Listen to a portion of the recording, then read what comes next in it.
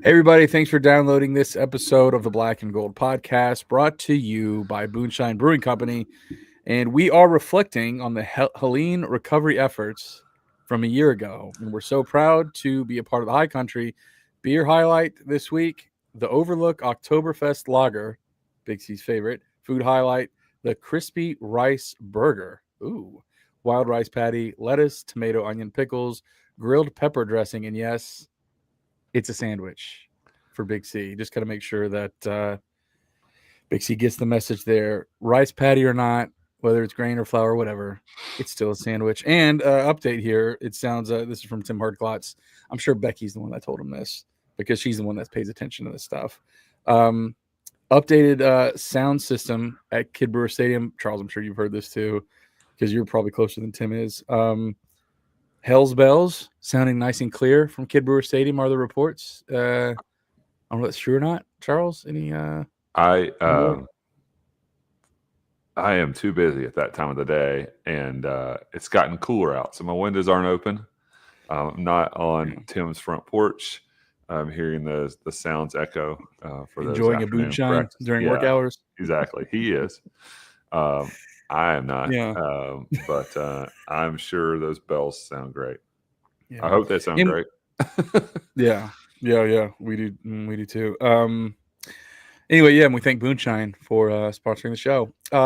My name's Alex Johnson. I'm the host of the Black and Gold podcast. Just with me as always, the world's most famous App State fan. He is Big C. And man, so this is going to be a very difficult episode, a very thoughtful episode, and really I don't even know because anybody that's listening to this right now knows the most important thing that happened this week is the passing of Shawn Clark. And never in the 560 episodes or however many episodes we've done over 10 plus years and 11 seasons have we had to talk about a genuine friend, an actual friend passing. Never had to do that. And so everybody yesterday, everybody that's an Appalachian fan anyway, was floored. Found out, Charles, I'm sure we found out at the same time, Sunday evening. And Shawn Clark has passed. So had a big medical event. This was on, I think, September 9th. I think it was the evening of September 9th. Had a medical event and had been, I tell you what was crazy is, all signs based on what, you're hearing is slowly making progress and whatever. Again, I don't know the grisly details, but you just were encouraged over time. And then the damage was too great. And that big bear of a man had succumbed to, what had happened. So, Charles, I know both you and I yesterday were like, nah, not recording this week. Not doing it. Can't do it. Not going to do it. And this morning, both of us felt different. And it really comes down to, we exchanged our thoughts. It really came down to we could hear and see the text messages of what Shawn Clark would say if we're like, no, we're not recording this week. And that's why we're here. That's why we're doing this. So, and he would tell us to do it, right? Yeah.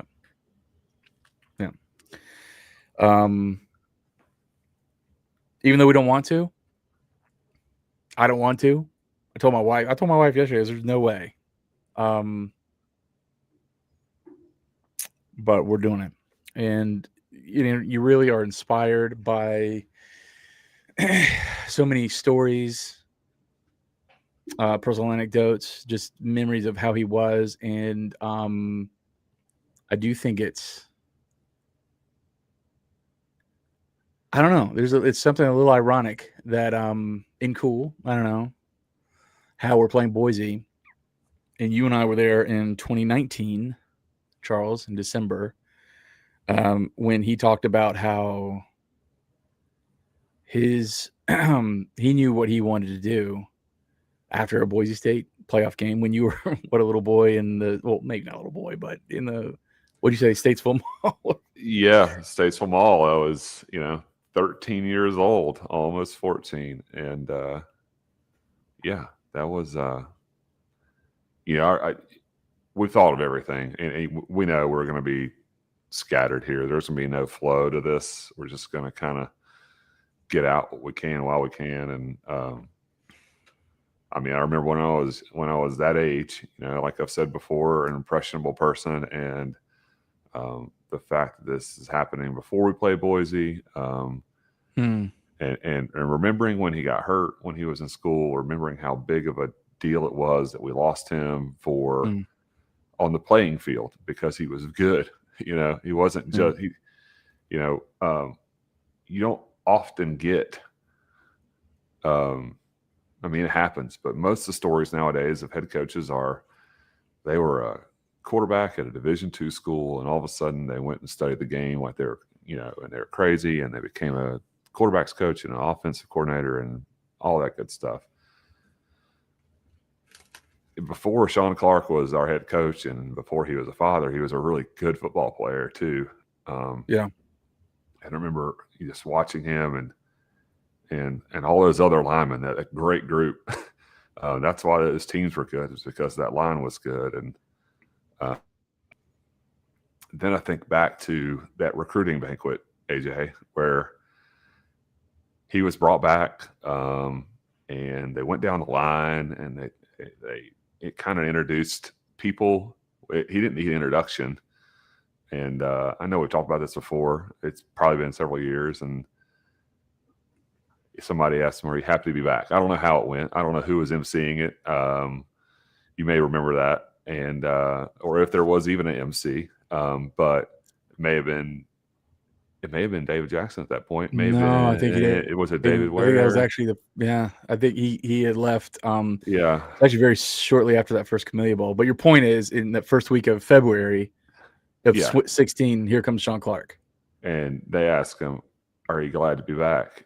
And it was one of those. It wasn't just a yeah. It was an oh yeah, and you could tell at that point what this place meant to him. You say that though. I did need an introduction to Shawn Clark. I didn't know. I knew that. Yeah. And I'm speaking for my own self there. And right. I'm sorry. Right? It's all good. No. So this wouldn't be like. I know Bo Nunn's not coaching, but in a post-internet age, it's really easy for names to pop up. They've been on Instagram. They've had their highlights on Twitter, and whatever. Maybe not offensive lineman, but like Shawn Clark, I didn't know who Shawn Clark was in 2016. Really, I know I'd read the names of the players that were part of the 95 team, and of course we were in the middle of our first season of the podcast at that point. But the reason why I bring this up is I remember him getting up there, and my introduction to Shawn Clark was so strong in like how he came across to me. Is I told my brother. So I don't know if you remember this, Charles. We actually recorded that episode from my brother's apartment at the Highlands after that. Yeah, I do remember that. Talking about bringing back memories. Yeah. Maybe some ones that we didn't want to remember. Yeah, University Highlands. Yeah. But I crashed on the couch. This is before kids, certainly. I was up there. We were up there late and hanging out and crashed on the couch. And I remember where I was. I was filling up gas for those that make the trip up to the mountain on 321. There in Granite Falls at Murphy's Express, right there in front of that Walmart, 321 northbound, Granite Falls, like I said. I was filling up, and I was talking to my brother, and I told him, I kept talking about the night, and we were introduced to Zach Thomas and Jordan Fair and those kind of players signed that year, and I said, man, Shawn Clark's gonna be our next head coach. I said, he's going to be our next head coach. When he spoke, he cried. You see how many clips have we seen of him crying about, whatever, just being moved. He was a big emotional teddy bear. And I'll just never forget him saying, um, Dwayne Ledford had left to go to NC State. He said he got a call from Coach Sat, and he said, Sat said, I need you down here. And Clark said, and at the time, I didn't know how true. I didn't know this was true. I just thought it was coach speak. But now, having known him, I know this was true. He said, where do I need to be? I didn't ask about money, living arrangement, anything. I just said where I need to be because I'm back. And him telling that got me so fired up that here's this guy that, and I think he was actually on a recruit. I think he was visiting Nate Haskins and Ryan Newsel, maybe one of those guys. Is Newsel from Florida? I think he's from Florida. But I remember being fired up about that guy, like super fired up to the point where I thought he was going to be our next head coach. I said Satterfield will get another job, and Shawn Clark will be our next head coach. And I've told that to Clark. I think I told it the day he got hired. I said, man, I remember watching you in 2016 and thinking this dude's our next head coach. I said, but Drinkwood's got in the way a little bit. But that's the kind of impact he made on me as a fan that was not around and following in the 90s. Unless you were like listening on the radio or watching in the stands, you really didn't follow. That's just what an initial impact he had. Is I remember all those details, all those crazy details. I remember, and only gained more respect from that point. He was a great coach. He was a great recruiter, and just a genuine dude. Maybe to a fault.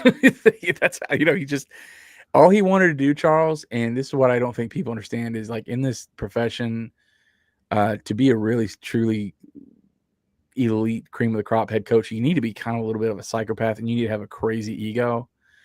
And I'm not saying that there wasn't some pride with Coach Clark, and I'm not saying that Shawn didn't have some of that swagger and crazy ego, that kind of paranoid ego that coaches have. I'm not saying he didn't have it.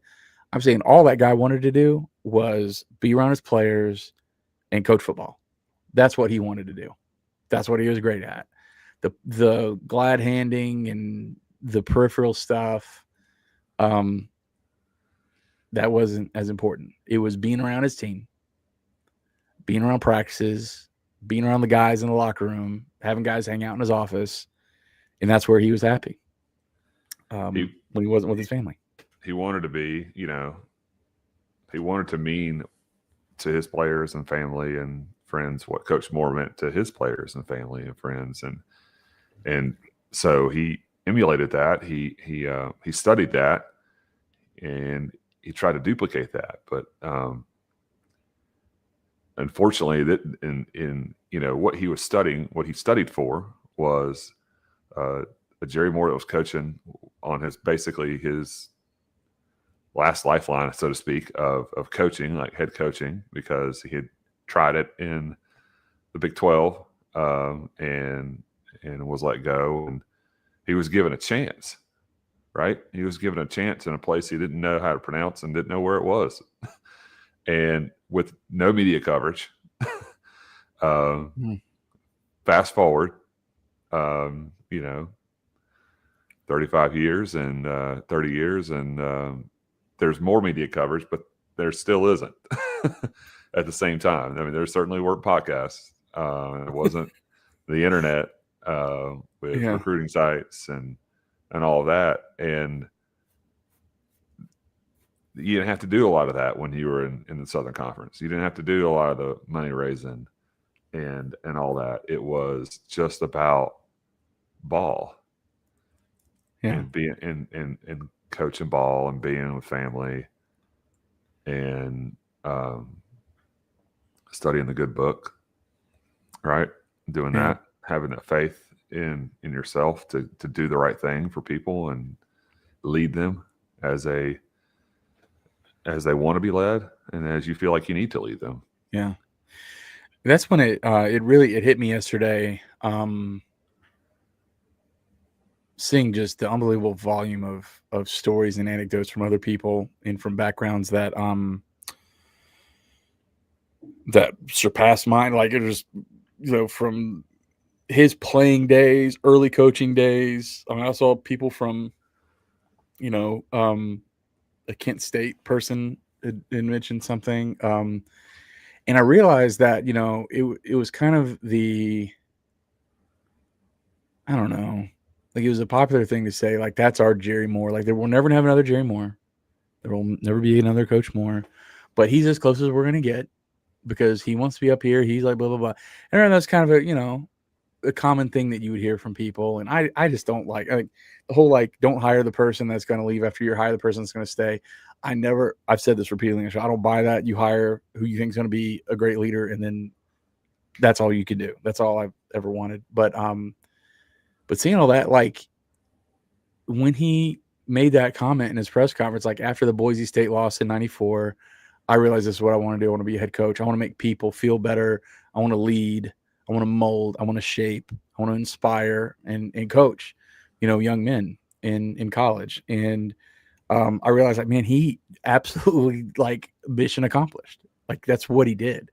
Um, and all the vast amounts of coaches who have called him friend, right? I mean, Willie Fritz. I was friends with Clark.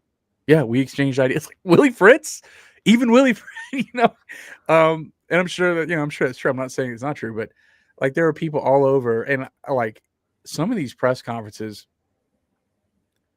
like Ricky Ronnie from Old Dominion, he looked shaken talking about Clark. Um, a lot of these guys, in it's because it's such a shock. I mean, he's 50-year-old man. No one expected this. Um, but just the far reach he had with his, just how he was, like humor and the ability to cut up with anybody, and how nobody was ever too small Right. for him. And a great example, Alan Parker, friend of the show, Alan Parker, shout out, honorary bull, as we're told. Um, Alan Parker was, for those that don't know, was an equipment manager at Appalachian State. I think his first year was 2015, and he was told when he first joined.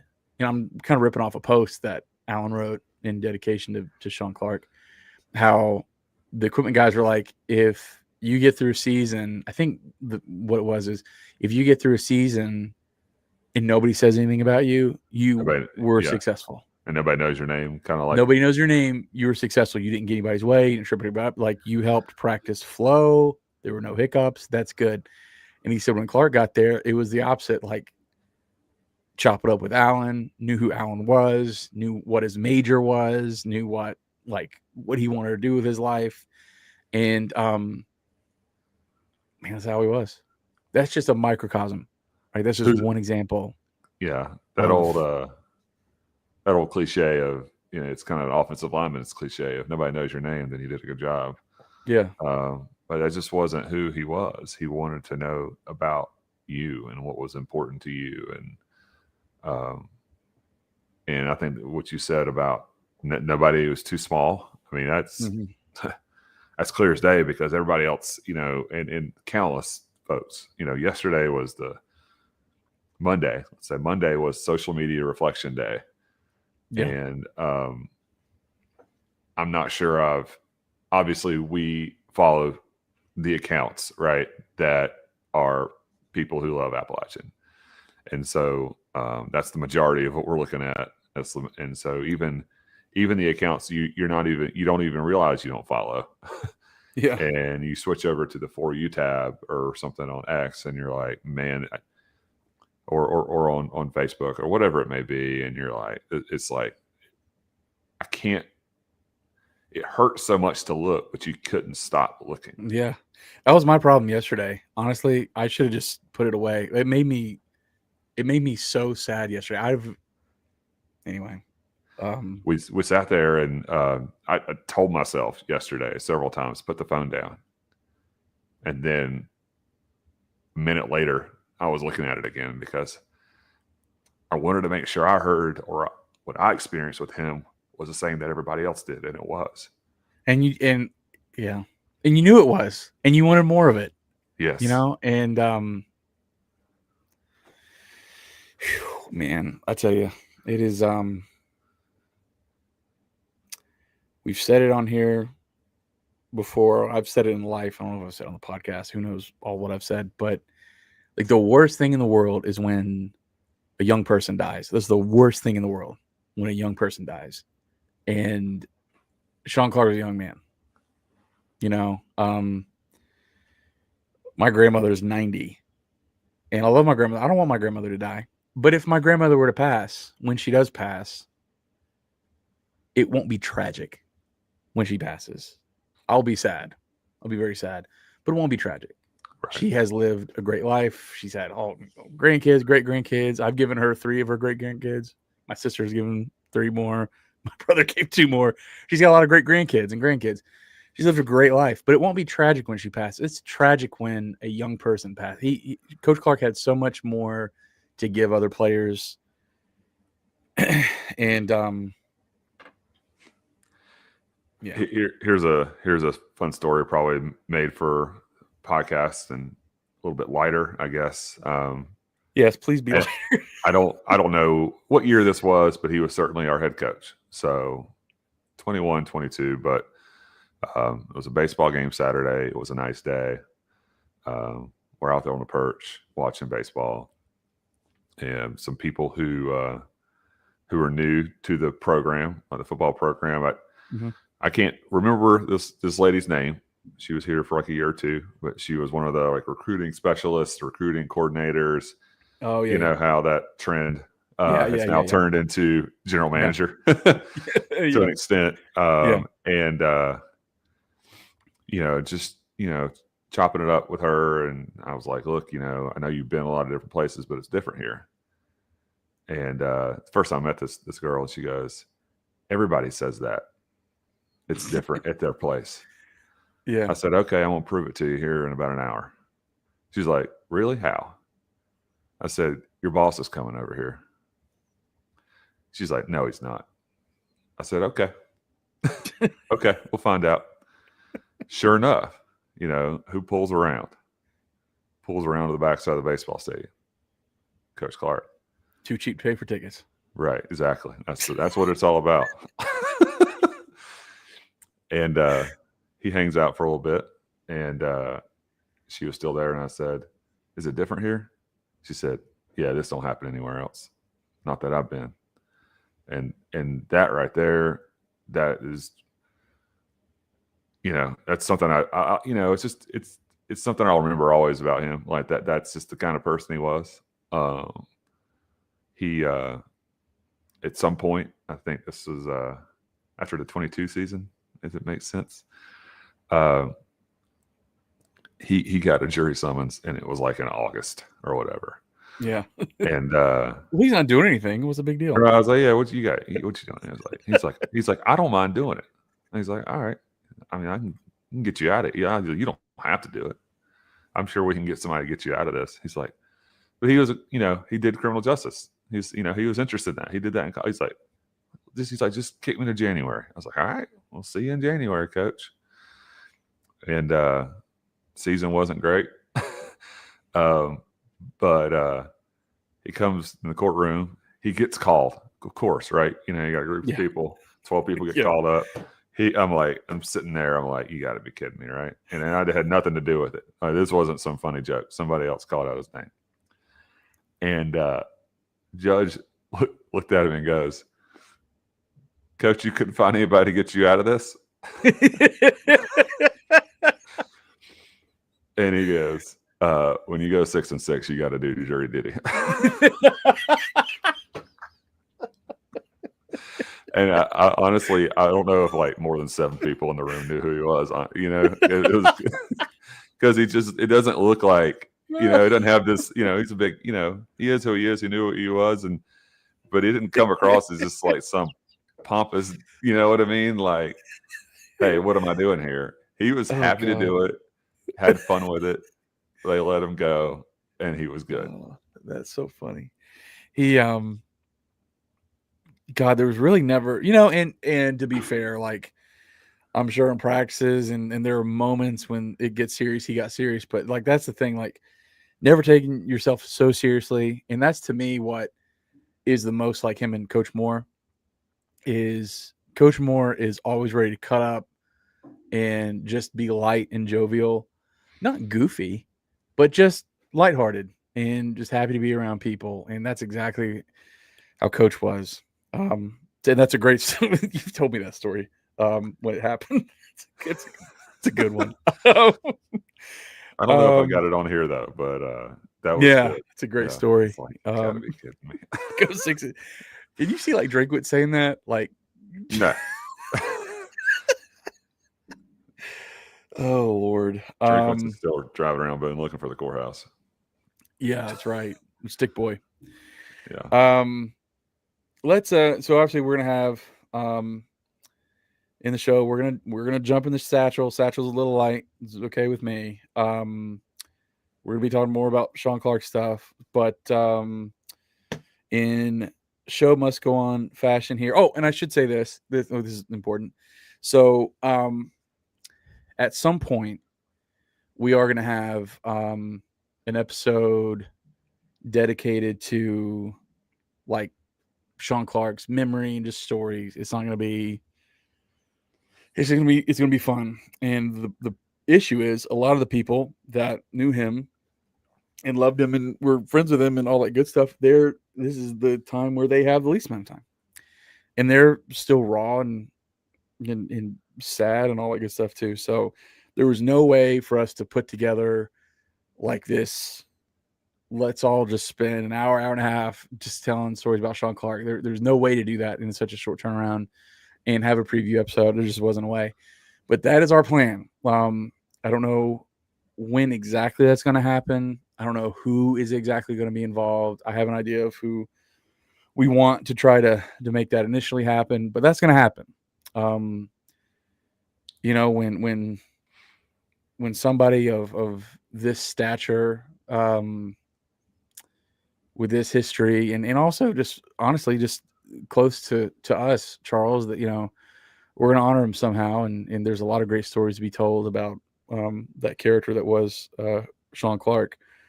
So I do want to say that. So that's going to be something fun that we'll do. Just give us a little grace and runway to be able to do that the right way in this busy time. So I just want to mention that real quick. We do want to get to some Olympic sports here before we hop in the satchel. Shout out to Styles Roofing. If you're in the greater Charlotte area, 704-842-1874. They are the best in the business at roof replacement and roof repair. You're not going to pay anything up front and then wait around for a week with you got a bunch of crap in your yard and blah, blah, blah. They're going to get the job done and only get paid when it's complete and you're satisfied. They work fast, high quality crew. Styles Roofing, 704-842-1874 for those of you in the greater Charlotte area. And Community One Insurance, if you're listening to this and want to save some money on your insurance on one hand, but also get better service, better quality service on the other, then you need to reach out to Matthew Johnson at Community One Insurance. Him and Zach Ligon are Appalachian Risk Management and Insurance grads at Walker College of Business at Peacock Hall. Got caught calling it Rayleigh recently, but Peacock Hall. And they love working with Appalachian fans. So if you're in North or South Carolina, want to save some money on your insurance, 828-455-2335 is the number to call or text Matthew Johnson, or go to community1insurance.com and check him out and save some money. Charles, let's let's talk about some soccer here. Soccer. I should have had this up already, and I didn't. And shame on me. Do you have the schedule up already? I had the tab open, but yep. We have okay, go ahead. tough week, but that's okay. What's today? 22nd. It's 23rd. We 23rd, whatever. Yeah. That was yesterday. That was Monday. Yeah, what a year this week has been. Yeah, and it's just Tuesday night. Yep. Unfortunately, the soccer team went down to Georgia State and on last Thursday, and then played Louisiana on Sunday at home and did not score a goal. Lost 1-0 in both games. Um, not a good start to Sun Belt play after tying Old Dominion the week before. So now they stand at 0-2-1 in Sun Belt play with South Alabama coming up on Friday, and that's the only match within the next week. No goals to report on, so that's all we got. We lost That's games, all. unfortunately. Well, we do have some things to report on with the freaking Mountaineer volleyball team playing the Mountaineer Classic in Boone.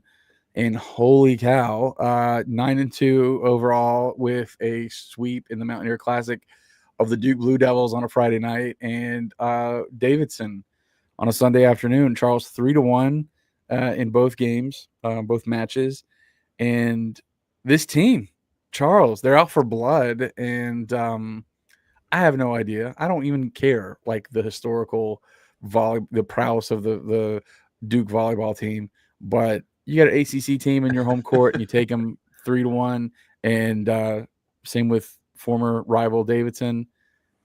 Man, this team is on fire right now with conference play right around the corner. Yeah, a pretty crazy game. We took the first two sets against Duke and go to intermission. They steal one from us in the third, but we come back in the fourth and seal the deal with 3-1. Victory. Addison Heidemann with 44 assists in the match, 13 kills for Kiana Mackey, and Mimi Davis with 24 digs. 5 blocks from Lou Johnson in the match against Duke. Against Davidson, another 3-1 win. Davidson actually took the first set 25-23 close, and then we won the next 3 by 21-20 and 18. Obviously, we scored 25 in all of those.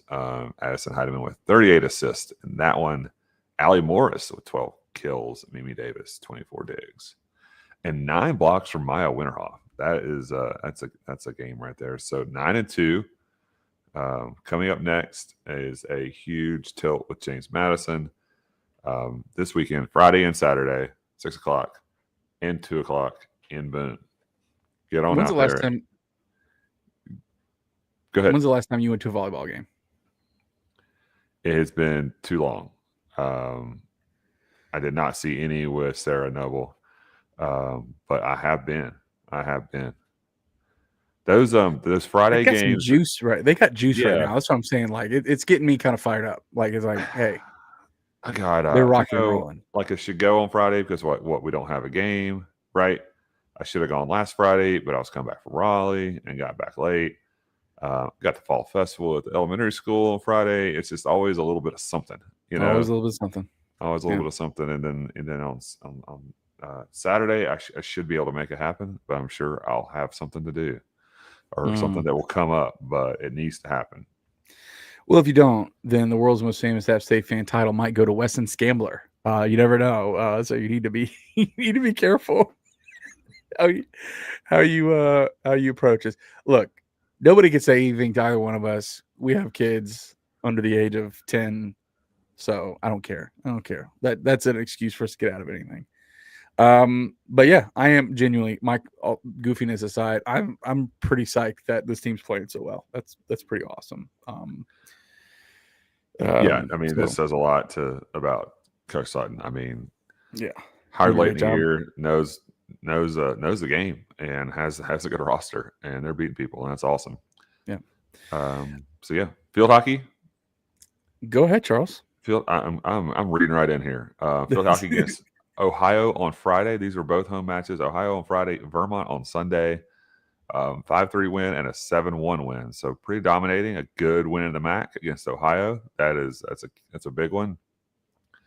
So that's we'll jump back into MAC play this Friday, and then Sunday we are at Bellarmine in Louisville, Kentucky, and then home on Sunday to James Madison. So I guess James Madison's bringing a bus full of people down here.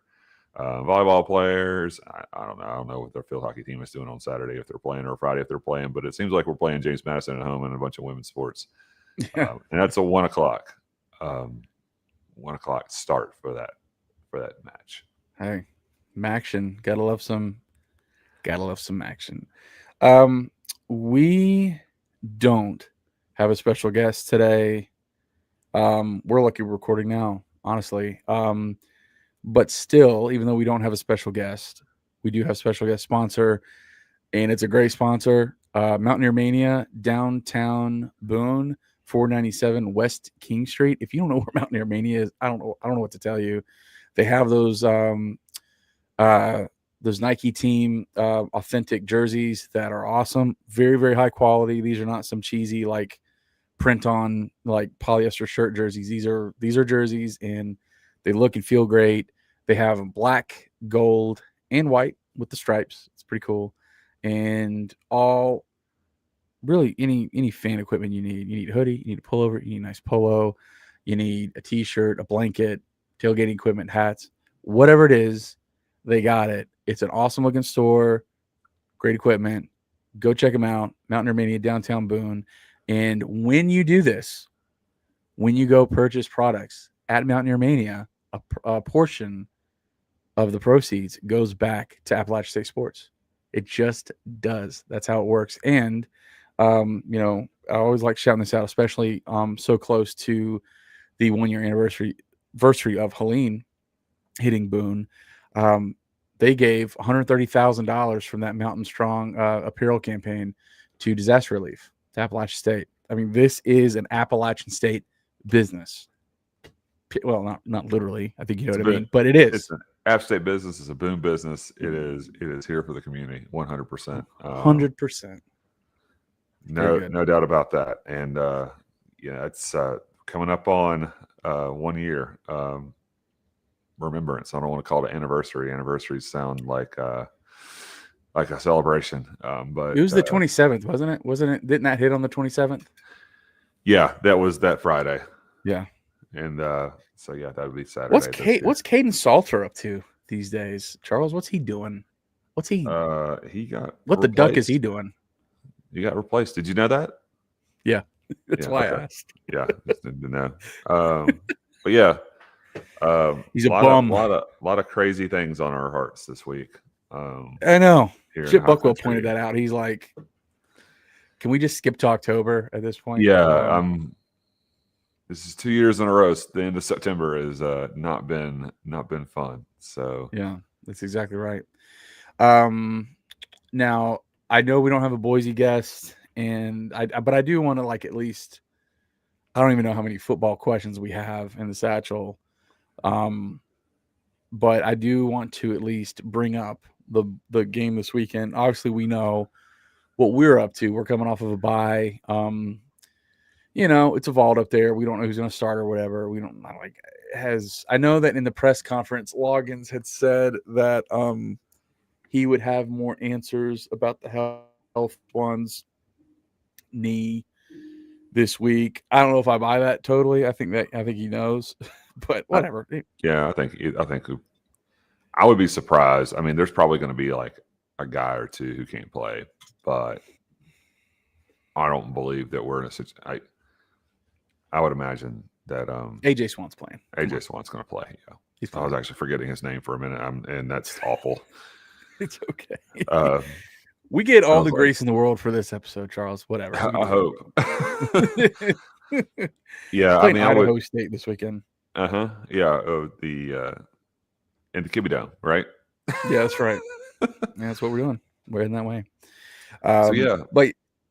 So we don't know past that what's going on. I know there were some dings. Jaden Ramsey with he was playing hurt, I think, against Southern Miss.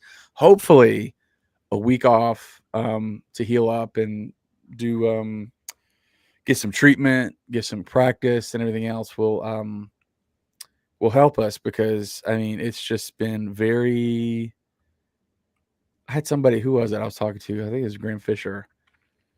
Going back with texting him was like he's like, man, we looked so good in the first game, and then we just have not looked good. And he, we don't look good in the other games. So there was that tease, like here we go, got some juice, got some energy, and it just has gone away. And And looking at Boise, they played South Florida, got waxed by South Florida.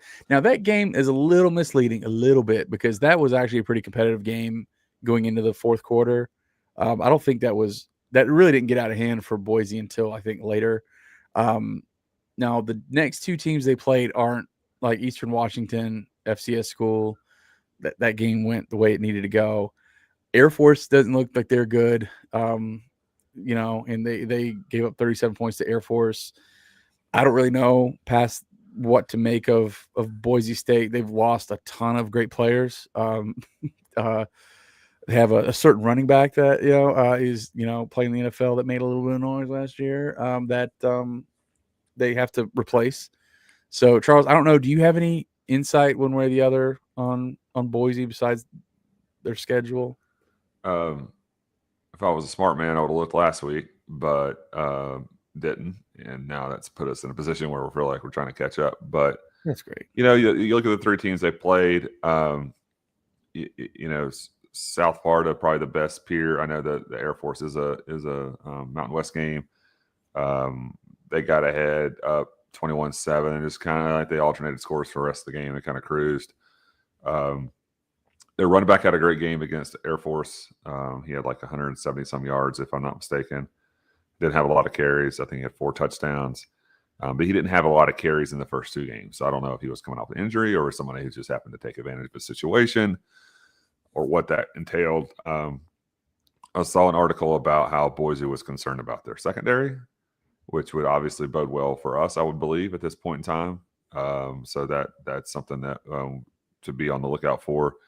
Like you mentioned that South Florida game. South Florida then went on and they won another game. Then they had that hype game against Miami when they were ranked, and Miami was ranked, and Miami just took care of business. And then South Florida played South Carolina State last week, and you know what happened there. So is South Florida good? Who knows? And we can take and look at those same things with us. Like we sat there and we're excited about winning the first game in Charlotte. Mainly, probably more relieved that led to excitement that didn't need to be there. Yeah. And then we saw other scores like Rice beat Louisiana, and then Rice played Charlotte last week and beat them pretty handily. And you're like, oh gosh, like Charlotte really, really bad. So we're asking these questions, and who knows? I think we're getting close to probably figuring about a bunch of stuff out. I think we've always pointed at, will we know in October? We're getting there.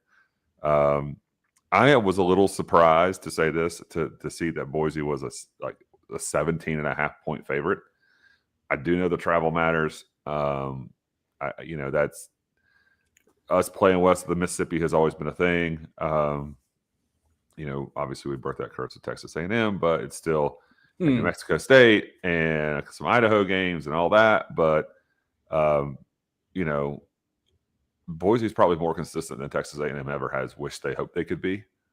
They're on a run that has been a long run for a long time. They've had a down year here and there, but they seem to be bouncing back. But they lost a lot of talent. They are playing at home, and it's familiar, and it's going to be their time frame, not our time frame. So it is a 7:30 kick. That's good. That's very consistent with our last game from 2 weeks ago. But it's all going to come down to how healthy we are, and have we cleaned anything up?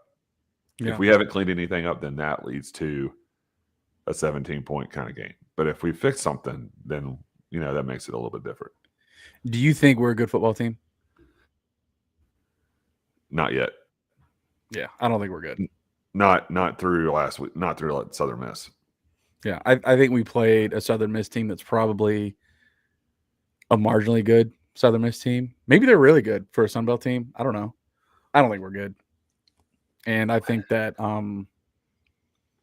just going on what I've seen, and like we knew, I mean, this kind of like in slow motion, we knew like Charlotte's probably not good, beat them, probably should have been worse. Lindenwood should have really beat them, didn't really beat them, like came really close to not beating them.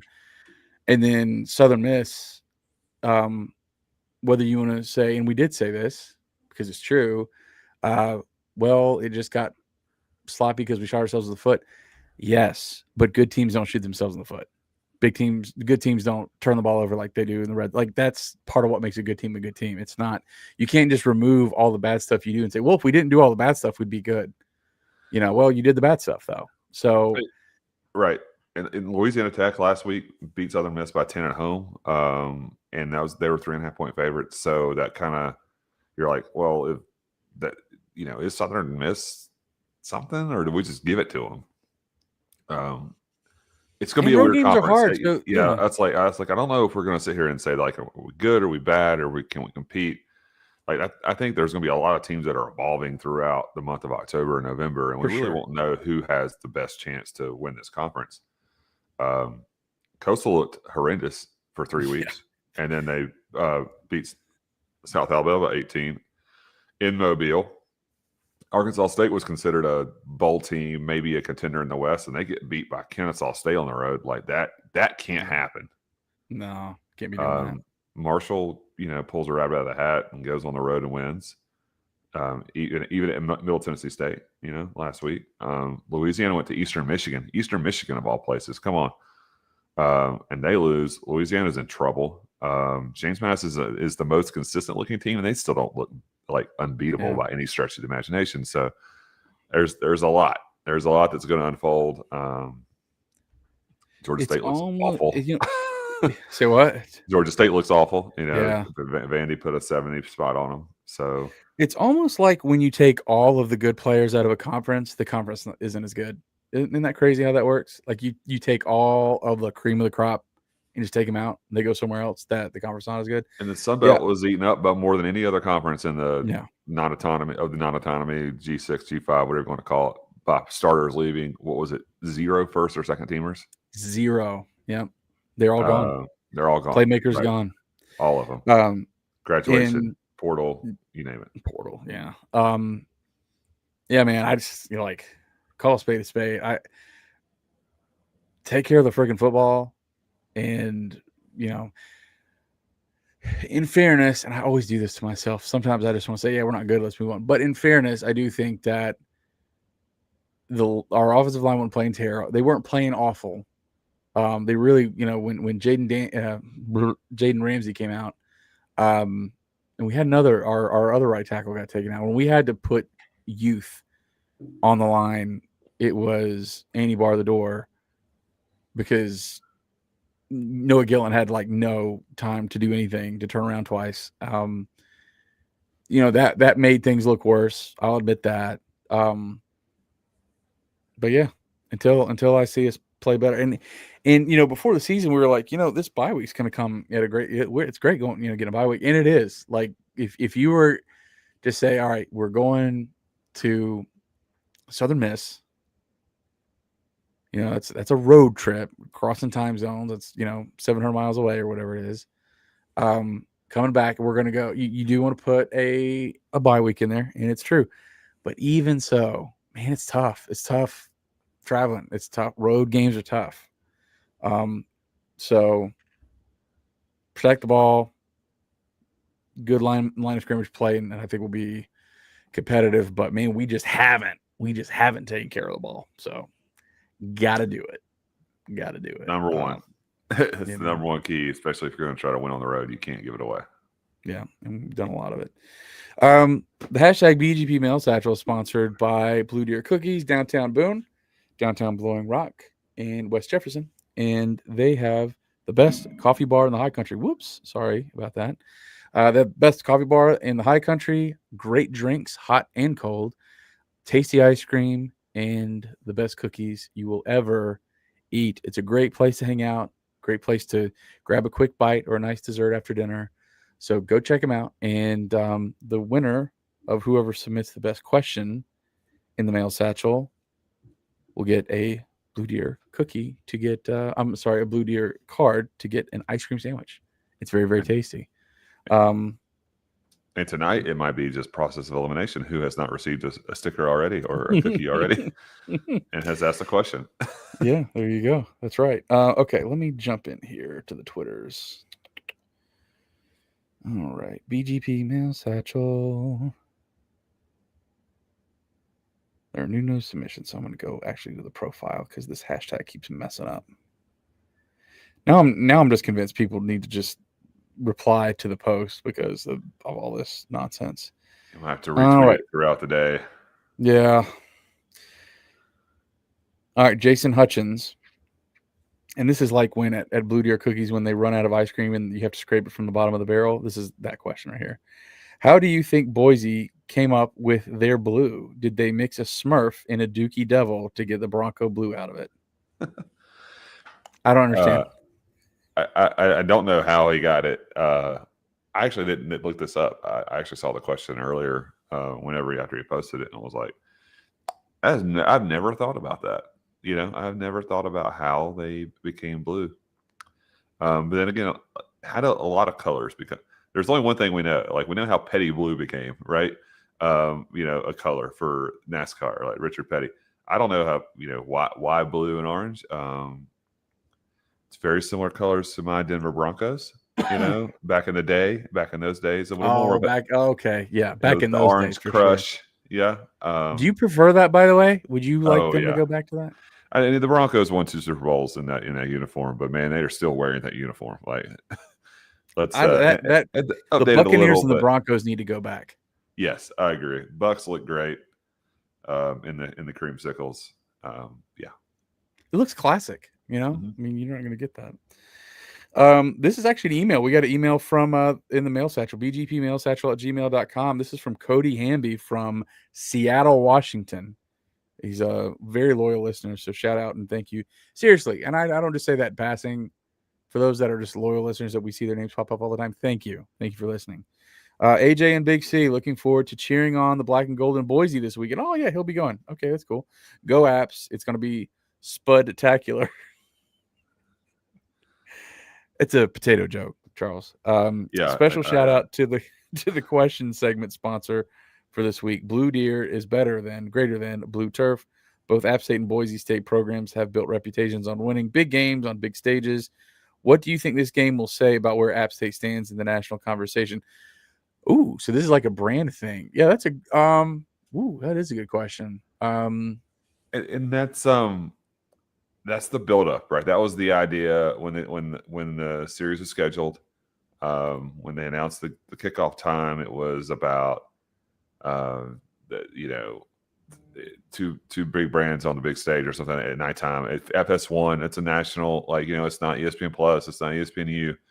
That's a good broadcast, a good network. Excuse me, I'm losing my words, but now I can't tell you the last time I've turned on FS1 on a Saturday night. Yeah. I know that when the next time will be, it'll be on Saturday night. Saturday night, yeah. But here in the South, we're usually tuned into those SEC games that start, Bourbon After Dark kind of things, and we watch those. But I think that's a really interesting question because let's say we win. I don't know if that puts us in we're back territory. It depends on how we do it. Like, do we clean everything up? Like, oh man, this is how good this team can be, right? Or do we luck into something? Or if Boise wins by a little bit, it's just going to be that was what we expected, right? I don't know if there's anything for Boise to gain, but I'm very curious to how the broadcast will sell this on FS1 because we usually don't listen to those broadcasters. We know what the other guys are going to say about certain things when we watch those games, but especially when you get the ESPN Plus feeds and the Homer feeds, it'll be very similar to probably how when we played Wyoming and we got that West Coast touch to it. And Wyoming they're going to be Boise State. Come on, it's going to be Boise State. I know, I get that, but they, they did. I thought on that broadcast they did a pretty good job of hyping us to an extent. Is the Wyoming? Yeah, that was a big win for them. I'm still pissed about that blocked field goal, so I don't really remember what they said, but I do have vague memories of it being fine. Yeah. God, I was thinking about that today, actually. Ugh, that blocked field goal. I am a big believer that one game really doesn't change anything almost all the time. I think actually Appalachian State is one recipient of a game launching a brand. Hmm. way forward with the Michigan won, Well, and then you build and solidify that over time with consistent winning. And Appalachian did that. So like Appalachian, if you really followed college football, especially in the Southeast, really followed, you knew Appalachian State before the Michigan game was a really good program, football oriented, school. After the Michigan game, you knew Appalachian State is the giant killer, and all the people that had, we've known this that whole thing. But them us continuing to win and to be so great in the Sun Belt in the teens, that really cemented it brand wise. Boise did the same thing. They were already good. The Oklahoma New Year's Six deal, yeah. and they've done the same thing. Um, so go ahead. No, it's they did very similar. There's a lot of schools, in those times that when they went in the 90s, they're like, we're going FBS. It was not really about were they great. Good schools didn't go from FCS or Division One AA to FBS just because they wanted to. Because like the Montanas of the world, like those schools just didn't do it. Richmond's, the Boise went because they were wanting to go, and they started pumping that money in before. So they were the 1980 1 AA national champs, and from 78 to 90, 78 to 95. 17 seasons, 18 seasons. They only went to 5 playoffs total. Really? Yeah. So Wow. Okay. this isn't a Georgia. As much as I hate to say it, this isn't like a Georgia Southern, right? Yeah. Like it's not an App State where you're talking about this is how many national titles that we've won, and they had one. It was before both of us were born, and it didn't have any influence on 1996. Whether they win or not. Yeah. Now Boise had a great transition. They were very similar. Now Marshall was good. When they went from FCS to FBS, They won the national stayed good. championship and then went the next year. Yeah, then went the next year, and Boise, went the national championship game in 1994, lost to who? The Penguins of Youngstown State, another FCS school that's not FBS, right? Exactly. He wasn't there then, but still, point remains. Marshall was good and it stayed good, but they also went to the MAC, and we know what the MAC is and what the MAC was at that point. What they got MAC? No, it was Conference USA. Sorry. Who MAC did? first? Marshall. Marshall went to the MAC. That's MAC where first, they went. Then they kind of Conference USA.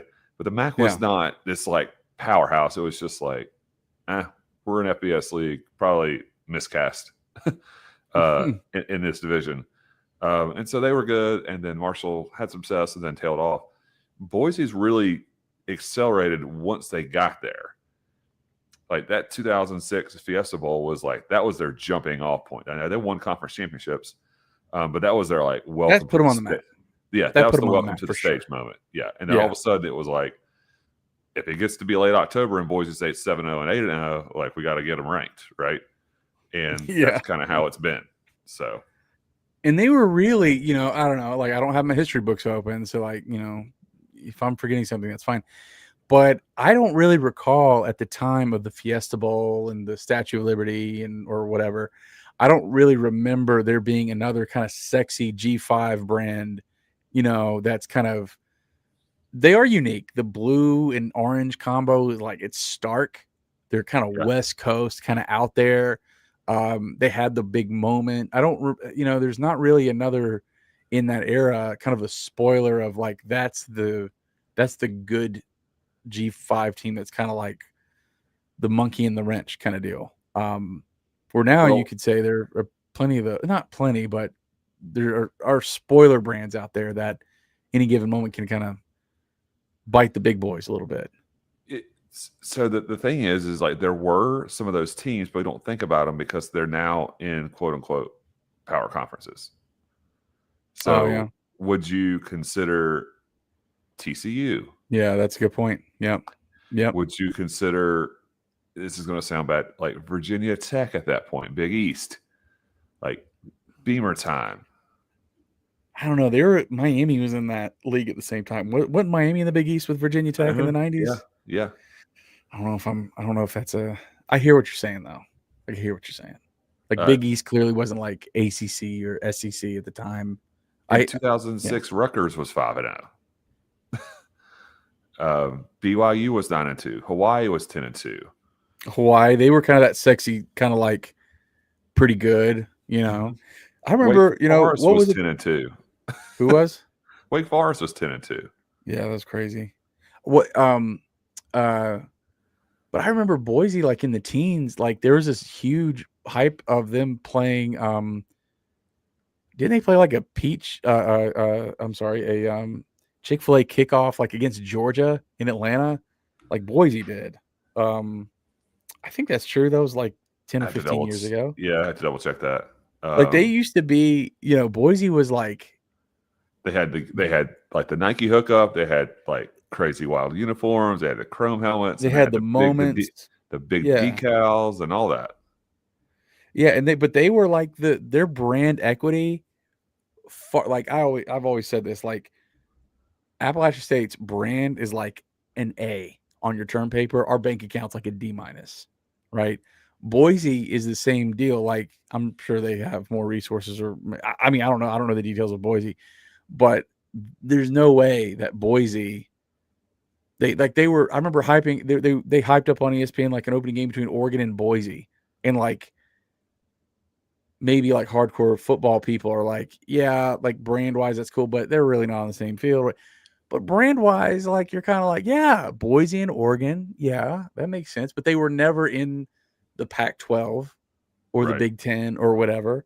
Um, but brand wise, perception wise, yeah, okay. So here it was in 2011.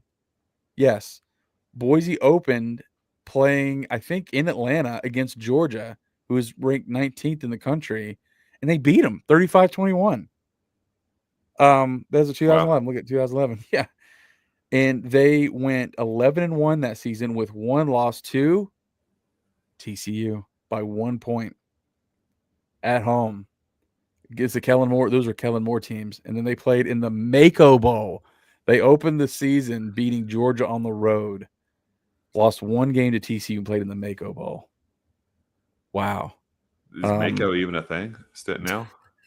I don't know. I don't know. I don't Or how to know. That's a spell it. great question. I know there's two A's. MAACO, Mako Bowl. And then the same thing. Okay, here's another example. This is crazy. So 2010 on the road, I'm against Virginia. And I'm sorry, it was this was a neutral. Oh, it was a neutral. Okay, where was this? Against Virginia Tech, number 10 in the country. Where was this played? Boise was third in the country. They played Virginia Tech, ranked 10th, and they beat them 33-30. Where was this I remember played? that game. That was in. I'm pretty sure that was in Lane Stadium. It says neutral site. Oh, really? Yeah. Maybe I'm thinking of another time. Maybe they played in like, I don't know. I'm trying to find this. Where do they play? Well, I can't find it. Let's see. Oh, at Landover, Maryland. I was starting to think, is it RFK? Yeah. But Boise, yeah. So now that we're kind of FedEx digging into Field, this a little whatever it bit, yeah. was. Yeah, they were that for that time, like they were not a power team, but they were a power team. Like They played like that a was power how they team. were considered. Yeah, and they beat them. Like could you imagine? I mean, Appalachian State being ranked third in the country, like playing Miami, in a neutral site and like beating Miami on the like that's nuts. But they've capitalized on that too. They've won. So they had, but I think everything we're talking about here is like there's this mix of they got this unique thing about like Boise, Idaho in the middle of nowhere, Boise Broncos, blue turf. They have this kind of cool look, the big moments, and they capitalize and they win. Like all those things came together, right? Support and all that stuff. Appalachian State, very similar, like a unique, we're in a mountain town. Like Appalachian State football success shouldn't exist. Boone's a town of 20,000 people, Blue Ridge, like we shouldn't exist. Like we shouldn't be where we are. Like that doesn't make sense, but we do. And it's cool and it's unique. And we've capitalized on huge moments. Since the Michigan game, that's national wise. When you have those opportunities, you got to take advantage of them. That's the difference. And then keep going. Yeah. Keep winning. And then you either get more opportunities like Boise State did, or you don't like we did. Yeah. Well, so yeah, but like, but now, so again, like to Cody's, we're going off of one question. This is nuts. But I don't believe one season or one game makes or breaks anybody. I really do believe like national brand perception is built up and stacked up a little bit over time. Now it can, like, if we lose for the next 15 years, it'll be, yeah, Appalachian at one time they were like giant killers, but they kind of suck. Right? That's how that works. But like you have a couple down years, and that's not how that works. Like they're gonna pipe up Appalachian State as a premier G5 brand and Mhm. program the same way they're gonna do it with Boise, and deservedly so, of course. Um, but I don't think this would be a marginal game. Like if Appalachian State wins on the road, that'll be a good win for App State, but it won't. It's I not a don't think it headline. It's moves. not a headline maker No, and I'm not. And I don't say that with any disrespect at all, but I to also don't. to It doesn't hurt. anybody. Yeah, I don't think it hurts Boise either. Like if we go beat the brakes off of Boise at Boise, I don't think that like damages Boise's like national brand reputation. But if they beat the brakes off of us, like near term, yeah, it doesn't feel good, and we're like, hey, they're still struggling or whatever. But I think only people that are like narrowly focused on Appalachian State really are feeling that. I don't think national, like they say, well, yeah, all Appalachian State. Oh, they missed the bowl last. I mean, I don't. I think the average college football fan in the country doesn't know we missed a bowl last year. Or if you go up to the average college football fan and say, hey, Appalachian won a bowl last year, and they'll say, yeah, okay, probably. Yeah, that sounds about right. Yeah, okay. Um, but this is two great brands going against each other, which is going to be fun. It's going to be fun to watch. I just wish it was whatever. It's a weird time. Let me go back. I lost my place, of course, because we've been talking for so long about this. It was a great question. Thank you, Cody. Brad Manning asks, how much blue could a Bronco buck if a Bronco could buck blue? Uh, Plenty. I'm assuming he could buck plenty Yeah. because blue jeans. He'd be bucking those jeans. That's bad. Like Yeah. because Cowboys wear blue jeans. Yeah. What the buck are you Chaps. thinking? No clue. Yeah. What was Bradley thinking when he asked that question? Was it you have like a kid's cartoon on or something? I don't know. It was 9 hours ago, so hopefully he wasn't drinking. Matt Williams, we are rolling into an elite football month. If you could channel your inner Jeff Crum and channel the weather, he does control the weather, by the way. Describe your perfect game day, weather, tailgate, kickoff time, and opponent. So I guess channel your inner Doug Gillen too. I could be snarky right now. I'm not going to be. Charles, you're the master tailgater. Uh, yeah, What are we doing here? at least 3:30 or later. Um, I wouldn't mind a night game of Boone in September. That would be cool. If we're gonna play somebody like that, let's have a big, opponent if we could. Like what if we could play NC State? Huh? If we ever get to play NC State, which we probably never will, because the ACC wants to play 9 games now. Mm-hmm. That would be neat. I think that would be neat. It would give them the opportunity to, not have to stay somewhere the night before. They can just roll in.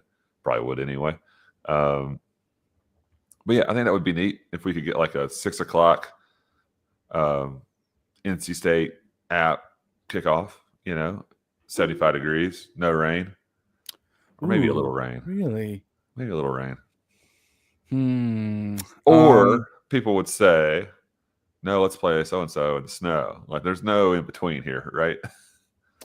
I don't know. I'll go in between. So I think if you say something like Tennessee, like I want to play Tennessee at home, the fact that it's Tennessee, especially now, Tennessee is really good. SEC, blah blah blah.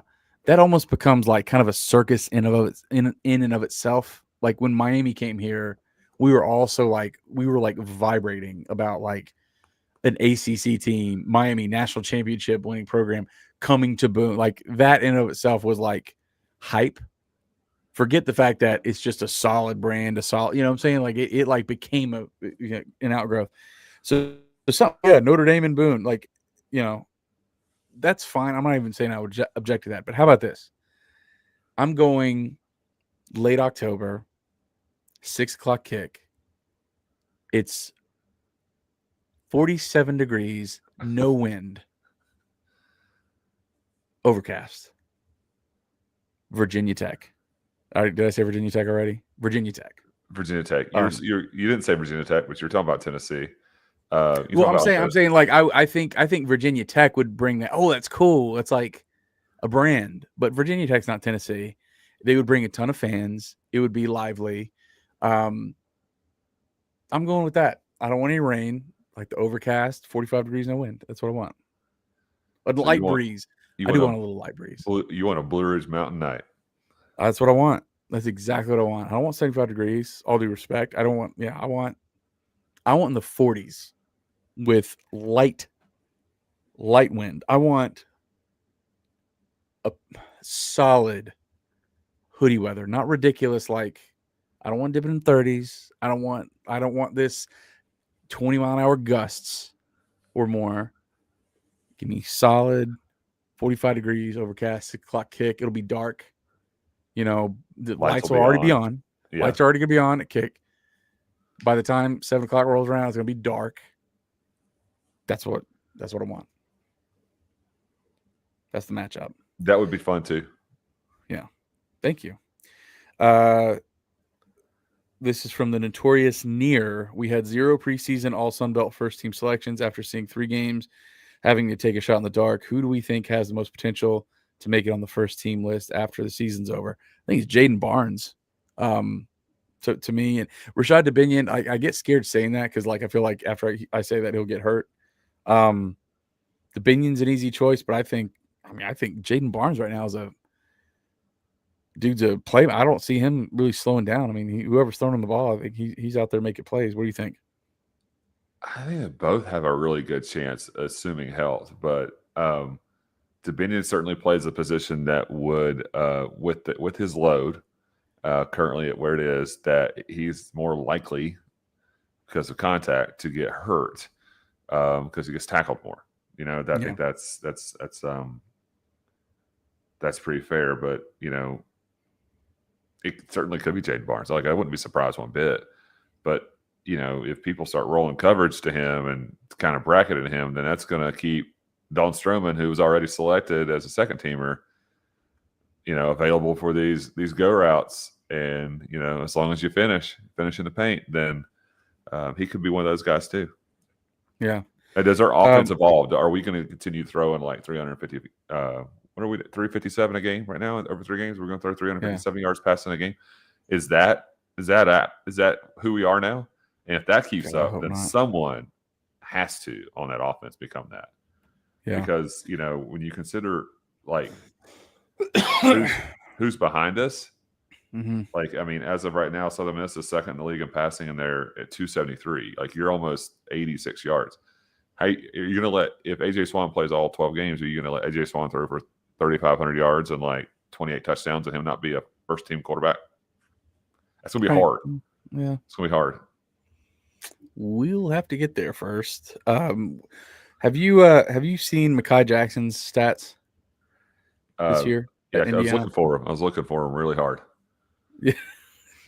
Well, get your microscope out. He's got on the 3 games for Indiana 3 catches for 15 yards. Nice. I know he's getting paid, but yikes. And he's getting paid. He's probably like, yeah, yikes all day, man. I got $150,000 in my bank account. I don't know if that's how much it is. I made that number up, by the way. This is from BP 38-3. What is Coach Clark's legacy at App? A, All-American player. B, beating Texas A&M. C, bowl-winning head coach. D, caring husband, father, and coach. E, all of the above. Low-hanging fruit, but I might be yourself enough to go for it. You can't leave any of that stuff out. Yeah. AppFan24. 2-part question. You guys had more access to Shawn than most. What's your favorite story, football or no football related? And 2, what are the chances this is how Clark greeted Peter at the pearly gates? And it's Clark doing his hat, waving at Texas A&M, doing his hip thrusts. Oh my God, that would be amazing if that did happen. What moves, what coordination, what rhythm Coach Clark had in that moment. So I'm going to be a little cliche here and say that the way I best describe like how I view Shawn Clark, who I came to like genuinely like have as like a friend relationship with him, and it's always weird with coaches that you do want to like call a spade, but like you see these guys and how they are, their character and what they care about, and they tell you things that like never get out, right? They tell you like what's going on. Um, but I remember what Jerry Moore said. Now Jerry Moore did not make this quote, but I hear him recite it often when he speaks. Is no one ever remembers what you say; they remember how you made them feel. And Clark was like a guy's guy, like just a dude, just a dude. And any conversation with him was always lighthearted and fun. And I think the thing, Charles, when I think of Clark, no one really knew how actual smart and funny he was. I think he wasn't always super comfortable in like a press conference setting. Like he wasn't always his cleanest and funniest, He wasn't always on in that regard. But he was genuinely very funny and very, very smart and very, very clever. Um, and so while I may not have like a specific story about him, what I will say is I always appreciated the honest man, I don't know a better way to say this. The trust he had in me. He shared a lot of stuff with me that I was like, I can't believe you're sharing this stuff with me. That I guess he trusted me to just keep it between me and him regarding whether it's what's going on behind the scenes on the field or whatever, even after he was fired. And I just really appreciated that because I think he really genuinely knew. And Charles, I believe he considered this about you too. He knew that I wasn't out there trying to break news or spread stuff. That he thought that when he said, when we were having conversations about things, that I would, when I said I'd keep it between us, then it was. And I always appreciated that because not everybody's like that. Like I don't know anybody that has Dow Logan's phone number. I don't think anybody does have his phone number. Um, and whatever, that's Dow's decision to do that, handle it that way. And I understand privacy, but I don't know. It always meant a lot to me. I felt like Coach Clark trusted me, and I reciprocated by not doing anything that would cause him to lose trust. So, Charles, I don't know if you have anything specific or not. The only thing that can come to mind right now is like I can't remember a story because it felt like there was so many. Yeah, Like they get lost, a little bit. But how just as soon like there's no way anybody met him and didn't think, like how do you define an App State guy? oh man, That's it. it's Shawn You Clark. yeah that and how do you know it? You just know it when you see it, and Yeah, and that immediately it yeah, comes right out, oozing, oozing with yeah. that kind of stuff. And he And and he listened to the show, and I know there are some malcontents and miserable people out there that think that we carried water for the administration, um, and just never say anything bad. We did. We did say bad things last year. We did say, "Hey, we look bad. We're playing bad. We got no juice. We're the playmakers." Like all kinds of stuff. And I know hearing from different coaches that they did listen and they said, "We don't like that you said it, but it is true." I 100% had that happen to me. never once did they say you shouldn't have said that. Yeah. They say didn't like it, but it's not wrong.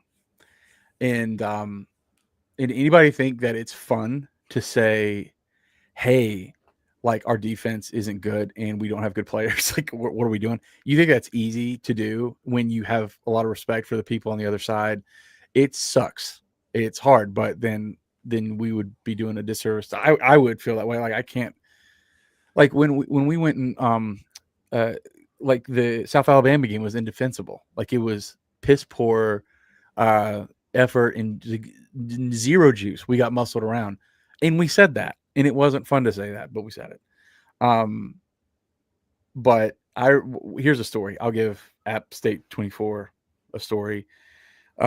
I was I found myself somehow at a table with Coach Clark and uh, Lance Ware and Nolan Richardson. Nolan Richardson, that's not his name. What's his name? Nolan Richardson's a basketball coach. I know who you're talking about. Yeah, And Nolan. His right hand everybody, man. yeah, Nolan Yeah. Jones, Sorry, Nolan. I promise you, I did not mean to do that. Nolan Jones. Nolan Jones. Sorry, Nolan Richardson. We're talking about the havoc Arkansas defense. 40 minutes of hell. Yeah. Ooh. And we were kind of talking, and Clark was eating like a plate of 30 buffalo wings, and he said, "Hey," he said, "listen." He said, "Your boy, Steve Brown, didn't know what the hell he's talking about." And I was like, "What?" And he's like, I heard him. He said that Shawn Clark's out there calling plays and messing things up. He's like, "Let me tell you something. You guys need to come up." And he's told us this more than once, Charles. You need to go and break down film with us the next day, and you know, Yeah, and I'll show you. I'll and show we you never what's did. going on. We Yeah, screwed we up never and we did. didn't do it. That we screwed up so bad. Good. I know I would have been there. Like as soon as I went to the first one, I would be like, "See y'all next week." He would 100%. We would have 100% been allowed to do that too. 100% would have been allowed to do that. We should take advantage of that for sure. You think Dow will let us do that? Anyway, moving on. So I'm not sure I can park in my driveway on Sunday afternoons. Sorry, he's got drones. He's got drones monitoring where Big C's truck is. But anyway, the point he said that he's like, Steve Brown, I heard him on your podcast say that there were times when Shawn Clark took over play calling. He got scared. He's like, he don't know what he's talking about. He said, I love Steve, but he don't know what he's talking about. And the funniest thing was Lance goes, I think he was more talking about like we didn't have any. He said something about like, I think he was more talking about like the recruits on the like our players on defense weren't very good. And he said, well, he's right about that. some along those like, oh, he's right about that. But you know, anybody that knows Lance is always like this voice of like never wavering. Like Lance is just Lance. He's a laid back guy. He can get fired up, but he was there kind of being the right hand man. He's like, well, I don't think he's really just talking about that. He was talking about this. He's like, oh, okay. Or it was something like the defense played soft that or he was talking about something. He's like, oh, okay, he was right. But he kept it real, and he wasn't always right. Clark wasn't always right about everything, but man, if he felt a certain way, there was a time that he texted me. There's a bunch of stuff going around. I can't remember what. Now I feel silly because I'm bringing up stuff I don't remember the details. But he texted me. He's like, "I'm going to come on the show. And I'm going to like tell exactly everything that's happened." And I was like, "I don't think it's a good idea." Yeah, I remember us discussing that. I was like, "I don't think it's a good idea. Like, I don't think you should." Because at the end of the day, what we both have learned is there are certain people in this world that you will never satisfy. You'll never placate them, and they're going to be miserable forever. But love Shawn Clark. And that's kind of just the theme here. But a lot of really funny interactions. This came to me. I thought about it earlier today and thinking I might mention it, and then now I've forgotten that I was going to mention it. And now I'm going to mention it because I remembered, how that works. Let's go. So it was, the App Alumni Night in Raleigh at the Canes game is like one of their biggest deals of the year. Yeah. Everybody talks junk about the App Alumni Night. They're like, why do you do it for them? They're like, because they show up more than anybody, even you, NC State, and Duke and whoever. So, there's a little tailgate beforehand. Yeah. Somebody's hauled a whole lot of fresh, cold beverages in a cooler across the state. And I had been, I was already in Raleigh for work. And I was like, man, great, this works out. I'm already over here. And so I was kind of coming in, quote unquote, late to the pregame tailgate or whatever. And I was like looking around, who's here? What's going on? I was like, well, there's the cooler. I know what to do there. And so, it's on the ground. I bend over, and no sooner than I got my hand on something in there, I get slapped pretty hard, right, in the keister. like hard, Like Chase Bryce hard? Is that what we're talking? I would Chase Bryce would wish he got popped as hard. Uh, I'm just kidding. That's the wrong thing to say. I wish I got popped as hard as Chase, but very similar. And I was like, Well, interesting. who in the world would have done this? I was like, oh, I was caught so off guard. I was like, nobody, like, this is like the alumni association. Like, you never really get this. And Yeah. then like he said something, and I don't even remember what he said, but I was like, before I had time to turn around and see who it was, I was like, oh God, thank you. Like, it wasn't some weirdo. And I turned Well, it around. was, And but it was like, Shawn Clark. I mean, it was an audible, like, I think I heard it before I felt it kind of pop. You know what I mean? That Like, dude had mitts too, man. I mean, yes, he his did. hands Yeah. were huge, and so It yeah, I was got a big old chunk of your butt. it was too cheap coverage here, is what I'm saying. It was right down the right down the pipe, 5-hole. And I was like, hey man, Oh, what did I God. do to you? Oh, that's hilarious. And I was like, I wonder who else saw this, like who saw Shawn Clark just absolutely. I mean, just imagine like he's rolling a 15-pound bowling ball down the lane, just like got a couple steps in beforehand. You know what I mean? Yeah, he did a crow hop. I was like, oh, yeah. I stood for a lot of that game. Yeah. And this is what we're talking about when we say like we can envision like Clark roasting us for skipping out recording this week. That's the kind of you can imagine. I think, folks, you can imagine like, yeah, he would. He'd be like, "What are you doing?" I texted Ethan Joyce, who wrote a great piece in the Charlotte Observer about Coach Clark. It was awesome. I encourage people to go read it. I was just texting with him. I was like, "Man, this was great," and I was like, "Yeah, we're going to record tonight." And he's like, "Man, I couldn't."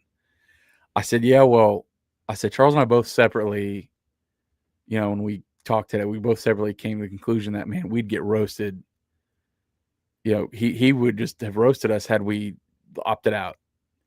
And he's been a bunch of ha-has, all caps. He's like, "Yeah, he would." So I was like, "All right, we're doing it." So anyway, I'm actually done with Twitter, Charles. Okay. So sorry, I didn't.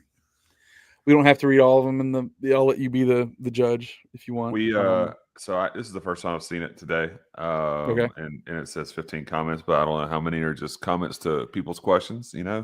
Yeah. So we'll hit the alls, right? And we'll start with Cameron Taylor. Let's go. And like I said, we may just have some comments. So he certainly gave us, talking about Shawn Clark, gave us some exciting moments. One of my favorite games was that 2021 game in Boone against Marshall, going into that fourth quarter down by 9 and ended up winning by 1. The atmosphere in that stadium that night was rocking. And yes, it was. Yeah. Marshall had a lot to do with that. Nate Noel falling down, preserved the clock. Never forget not that. Scoring. Wanted to win. Wanted that win. Steve Brooks responds. Love that game. I'll always remember 2 wins with College Game Day being there. The Miracle on the Mountain Part 2, obviously, against Troy. And spoiling JMU's 2023 Game Day. Yes. Perfect season and taking their cookies back to Boone.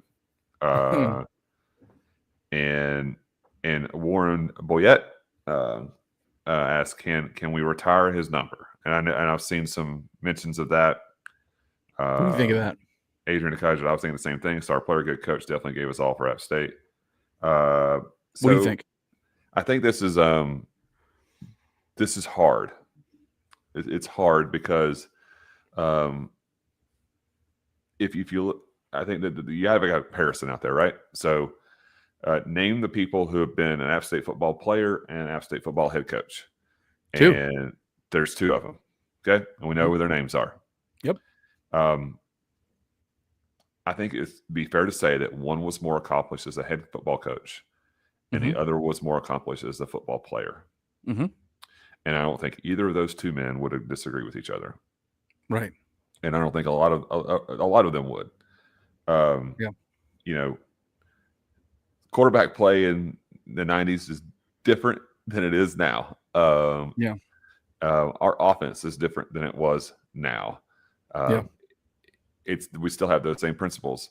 So if you open that door, then you also have to open that door for Scott Satterfield, and it might not be for this administration to consider. Um, but I think we could get to a point one day, if the right people are in place, that it has to be. And I That's a know that yeah. that the whole like we're not going to retire another number again kind of thing. Fine, do what you Yeah. want, but put Yeah. them where they're supposed to be.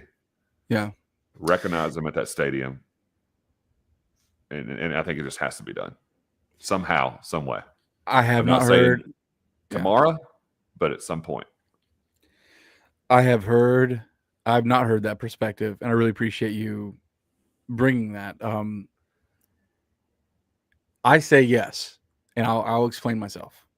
And I say no to Scott Satterfield. And here's why: the ultimate, I think there's a moment in time where you can commemorate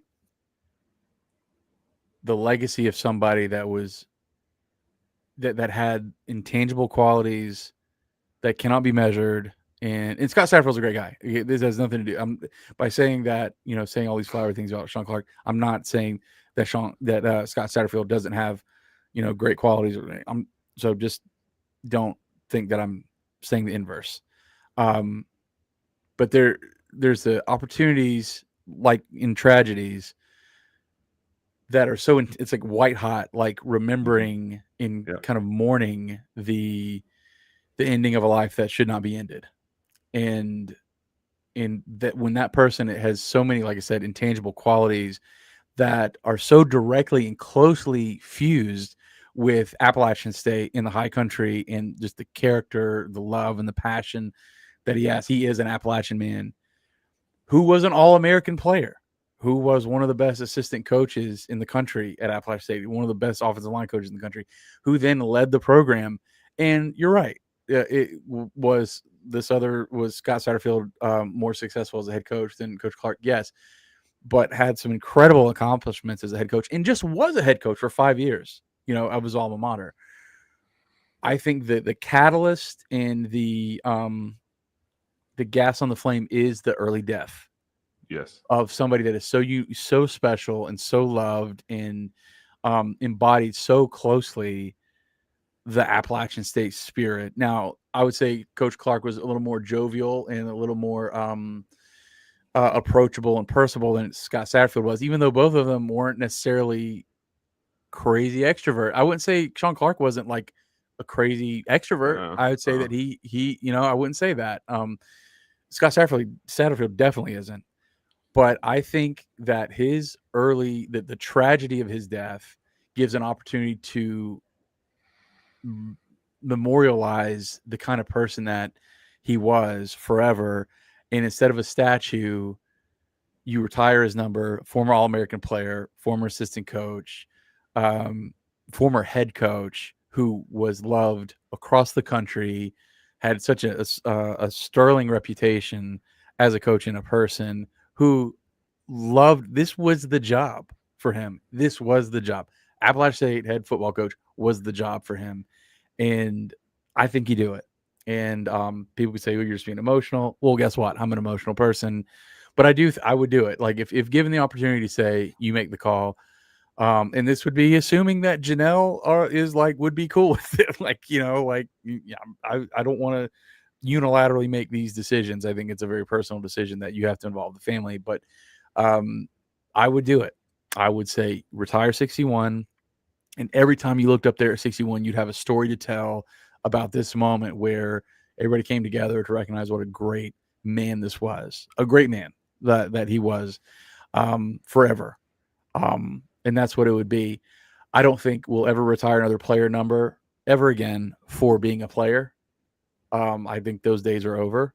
Um, how many great players have we had since Armani Edwards that neither you or I, Charles, are saying like, oh yeah, retire it. I mean, and I that's think what they those days said. are over. Yeah, that's what they said during the championship years. Where do you stop? Where do you stop? Yeah, You and like, know, and so like Richie Williams wore 7. yeah, To, you know, Yeah. Where do you stop? You Where do know, you stop? Yeah. And Richie's great. And you can make cases for a lot of people, but I would retire 61 for Coach Clark. People find to disagree with me. You obviously wouldn't necessarily get on that train. That's totally fine. I would, or at the very least, this could be the opportunity to make 61 that special number for somebody an that's offensive playing in the lineman. trenches, or Yeah. the offensive lineman to do something because of how special he was. And again, the catalyst is gone too soon. A young 50-year-old man with so much more in the tank to give to the sport and to his family. Um, yeah, I would. So sorry, that was my soapbox, folks, but I would. Seth Eckert with the Smurf trip. With the Smurf turf trip to Boise next, and the Beavs rolling in the Boone after. What's one tweet that app takes, or that takes app from okay to oh no they woke up? Is it more Swan deep shots, hand it to Dubinion until he leaves, till the leaves change, or simply fewer turnovers? And give us a bowl call. Which unit makes the signature play this week? Uh, for me, I think the offense is working. If they finish, it's the turnovers for me. It's the you got to get rid of this weird stuff. Clean. Just clean and bowl call. It's something I'd like to see. A what? A bowl call? A What? bold call. Oh, Who makes bowl the call. signature play? Which unit makes the signature play this week? David Larkins. How about for sentimental purposes? How about whoever gets to play on the offensive line protects their tails off? Jaden Ramsey. Yeah. And bucks up, plays hurt, plays injured, and says, "How do I lay down?" Yep. Sarah Helms asks us if we're going. Fortunately, not. We're not going. I would love to go. It'd be cool.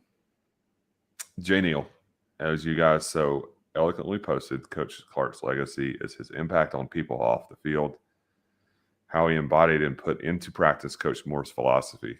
Clark's positive impact reached so far and will rightly be what he is long remembered for, and the embodiment of a Mountaineer. On the field as a player or coach, what will be his biggest achievement?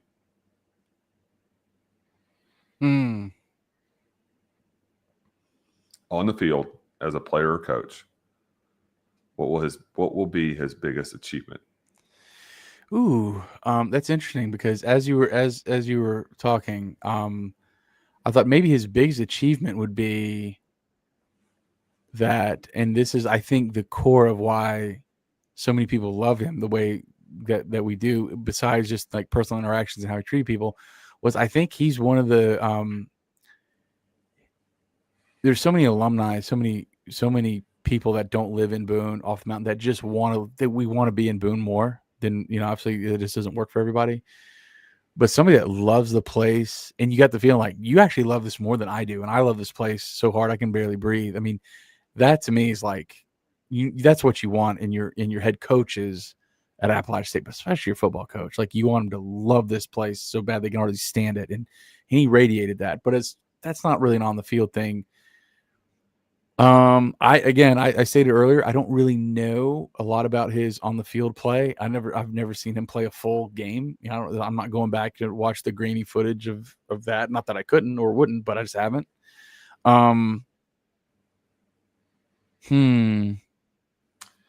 This is a guy that the Sun Belt, and I'm sorry, this is just the truth.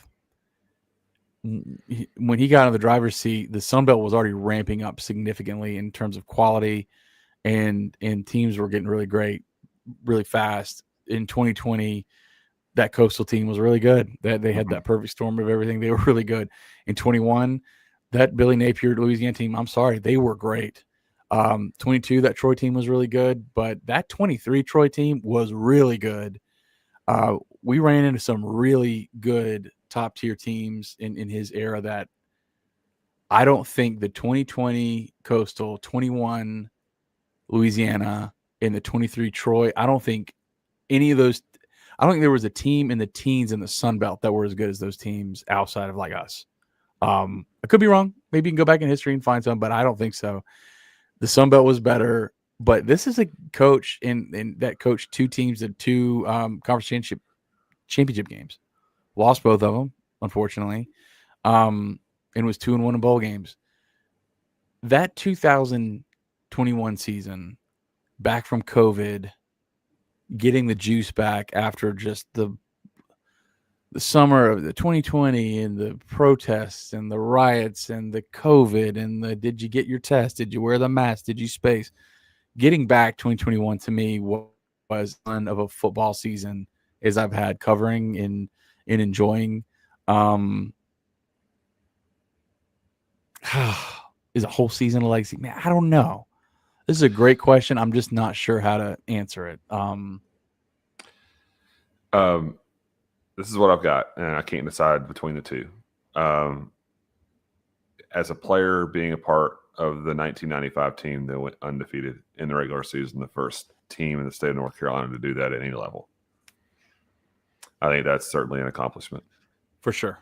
And then the other is something that I doubt will ever happen again.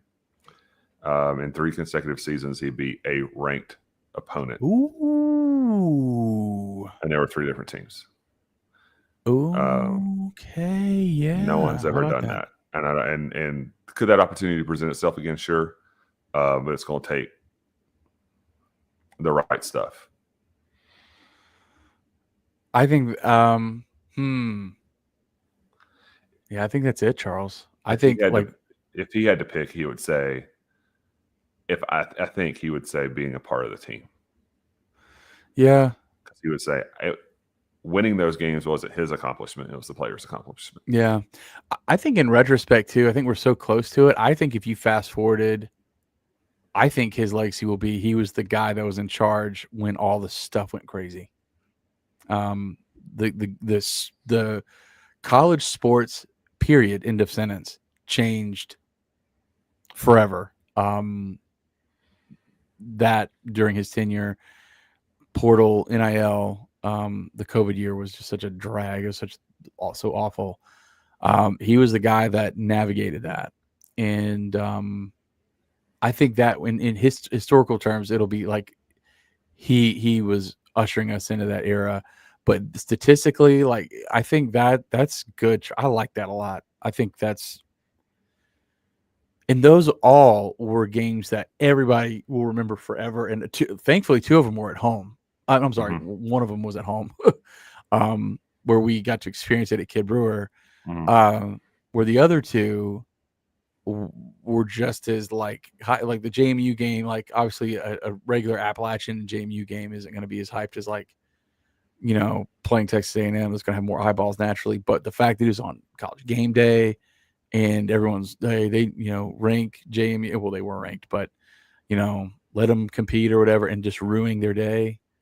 And that Coastal game was on a Thursday night. Yeah, when we were the Blonde Tucker recovery.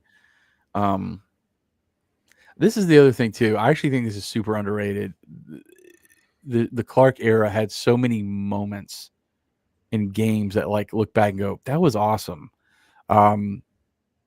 Honestly, the 2020 season was a drag. The ECU game back from COVID, to me, that experience was awesome.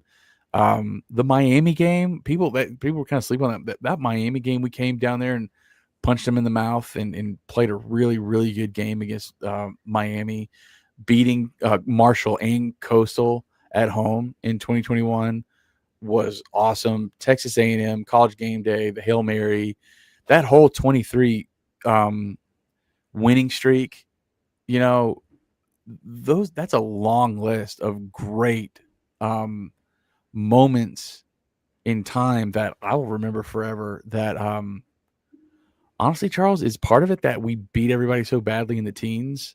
Like we were beating up on, Idaho that and beating not Billy, who's our buddy with the tight shirts? Hudspeth, Coach Hudspeth, that we were just beating his brains in, that we didn't have the nail biters as much. I don't know, but I mean, I just sat here and rattle off like 6 or 7 like moments in games that were huge that are kind of burned in my brain. Mhm. Um, man, man, that JMU game in the video they recorded, Bad Boys for Life. After that JMU game, coming out of the locker room and him wearing the fur jacket and the cowboy hat. I like that, Charles. I like your answer with the 3 ranked teams. I think it's really good. Um, Nathan Powell, what other G5 teams would you like to see scheduled in the future? Any former FCS rivals that would need a rematch? We want UMass. Yeah. uh, We want UMass. UMass and Richmond, right? Richmond's not FES, are they? No. Do you ask any former FCS Delaware. rival? Bring back Delaware. How about it? Conference USA. Rekindle. Let's go. There's something there. Why not? Don't you think that'd be cool? 2027. Bring back Delaware. Bring them back. Is it FCS rival. This is we played them once. Yeah. Furman. Nah. I'd say Furman again. Yeah. I'd play Furman.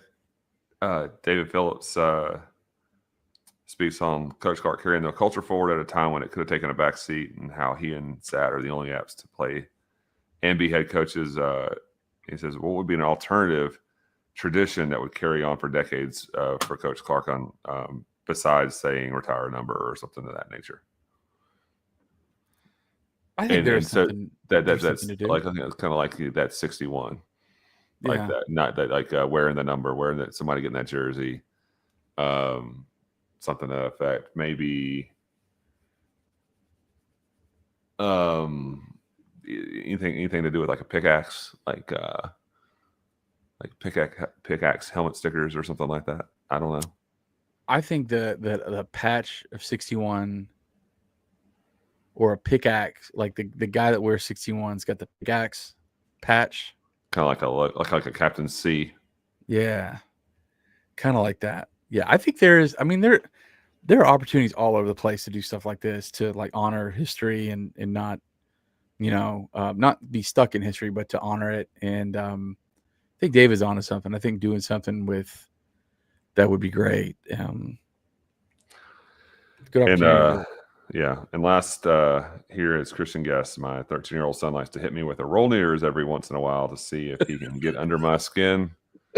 As a player in the Go Apps years and the head coach during the rise of roll nears, what fatherly wisdom do you think Coach Clark would have shared with me on how to deal with my son?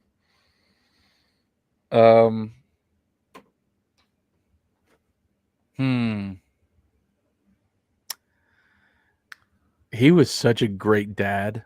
I remember I remember we were talking, but this is probably 21, and he said something like, he said, "Hey man, how are your babies?" And I was like, "Well, I mean, they're not babies." He's like, "They're your babies." And I was like, "Damn, that is awesome." He's like, "They're your babies." Like he corrected me. You know what I'm saying? Like, Yeah. like he like almost like shifted my perspective. Like, no, they're your babies. Because I was like, no, they're not. They're, I have a toddler and a young boy who's in kindergarten or whatever. He said, no, they're your babies. They will always be your babies. How are your babies? I was like, you know what? That is how I want to kind of just reprioritize. Like those are your babies. Like you made them, raised them. They are precious. And that's how he treated his kids. He was a great, great dad. I would say he wouldn't care about the Rollneers. He would say just what I'm projecting on this super hypothetical question is he would say, take care of the big rocks.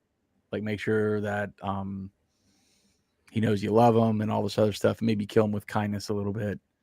And don't sweat it. my strategy has been don't let it get to you and they'll stop. But I don't know. Maybe that's wrong. I don't know. I don't know what Coach Clark would say. I know what I would say. I would say if you want if you want your tuition for App State paid for, you say go Apps. If you want to pay for it for yourself, you can say roll nears all you want. Roll nears. The fact that your son, though, this is from other dad advice. Yeah, I don't The have a fact that your 13-year-old son son. knows, I won't have a 13-year-old son. So yeah, you're in more of a danger zone. The fact that he knows it gets under your skin means he's going to keep doing it. If he's exactly. anything Yeah. like me, or So ignore him. just say what? Yeah, just ignore him. Wait, do you want dinner or not? It sounds like you don't want dinner. That's what Yeah. I'm hearing. You're not hungry. He's joking, folks. Vote for Charles Haynes in 2026. Feed your kids. I can skip every now and then. The boys can. The boys can. Not the girls. Like I said, AJ, that's it. Okay. I think we healed a little bit tonight. Oh God, yeah. I didn't even think about that until you just said it. Yeah. I mean, Yeah. an hour and a half ago, we were, at least I know I was. It was a difficult intro. It was hard. It's not gonna be hard tomorrow, or in the coming days, or on Saturday afternoon, or whatever our future looks like, and talking about them, thinking about them. But I think we all gonna miss them. Yeah. It's never a good sign when you look at the timestamp while we're recording here and going like, oh no, we're not gonna make it. We're done. It's only been 8 minutes. Yeah, like, I'm not. This was a bad idea. But Charles, you're 100% right. Yeah. Yeah. Push through. Keep. What is it? Keep swinging that axe and keep digging. Keep trying. Keep digging. And so what? Now what? So what? Now what? And man, I don't know. I can't say any better than you did. That was perfect. It won't mean we wake up feeling, oh, well, wait, we're not sad anymore about our friend. But this was good. So everybody that's listening to this, thank you for even giving us an opportunity to have something like this that we can kind of speak into and to each other, into you, the listener. Try to feel a little better. And hopefully people are listening to this and feel that way too. Just know he was, for those that didn't know him, like he was every bit as cool as being written. Shane Nelson, who's the equipment director at Appalachian State, had one of my favorite posts. It was a good one. You mind if I read it, Charles? Let me read it real quick. I think you should. Yeah, let me read that real quick. Shane's an interesting guy. Really reserved, really good at his job. Could be somewhere else, doing something else. Probably making a lot more money, but he's not. He's at Appalachian State, and he loves Appalachian State. Like I said, he's good at his job. Where is this? Here we go. Shane Nelson. So again, this is for the director of equipment, the guy that's like fixing every problem that has to do with equipment and resources for App State football. Man with a plan. From Shane, his words. When I think about Coach Clark, it's hard to put in words that make any sense. Just flashes of memories. Trident tropical twist, Trident watermelon twist, blue expos, some chewing gum, a little fire in the mountain, a little country roads, breaking down in his office when I turned down the opportunity I once had at Ole Miss to stay at App State. His distaste for the pregame music, unless it was It's Booby, Jalen Moore, it's faded hoodies, custom hoodies, and laughing at the superstitions. It's him pulling me aside in 2019, trying to help me get out of Coach Drinkwitz's doghouse early in his tenure. It's how grateful I was to have him around for 9 years. It's the pickaxe, bombs over Baghdad, and sandpaper that but comments. It's hearing on the headsets that coaches box reactions during the 2018 New Orleans Bowl. It's having to teach the O line coach how to operate 3 channels on the coach comm during the 2019 New Orleans Bowl. It's him breaking down the day he issued the game ball to Janelle. His devotion to his family and his mentors. Run the ball, all caps. It's the last spring practice we had in 2020 being at 6 a.m. in the snow before spring break, and him being upset with the effort and execution from the team, and him deciding to do 40 straight minutes of move the ball, live tackling, team run in the red area. It's so much more. He wouldn't want to mope around. He'd know that the show goes on. The show does go on. I will always remember working for Shawn Clark and always be grateful for everything he allowed me to do or to be a part of. Thank you, Coach. Pray for the Clark family. You know what? I am just now realizing, Charles, that you and I had the conversation, hey, man, we just need to record because he would want us to record. And Shane basically said that too. Wouldn't want to mope around. That's apropos. That's really great. Yeah, that's awesome.